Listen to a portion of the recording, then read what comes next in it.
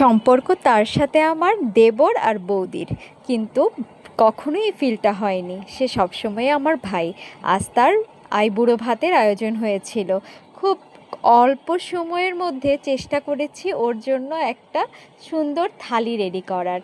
আর এই থালিতে ছিল নানান রকম ভাজা, বড়া, আলু ভাজা, বেগুন ভাজা।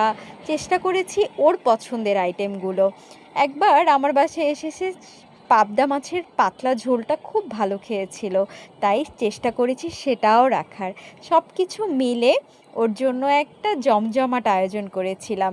শুক্রবারেই ছিল আয়োজনটা, যেহেতু ওরও সপ্তাহের ছুটির দিন ছিল শুক্রবার। নানান রকম আয়োজন মিলে হয়ে গিয়েছিল 18 পদ, যেটা কিনা দেখে ও নিজেই অবাক হয়ে গিয়েছে। এবং সে, তার চোখে মুখে বোঝা যাচ্ছিল সে কতটা খুশি হয়েছে এত এত আয়োজন দেখে। ভালো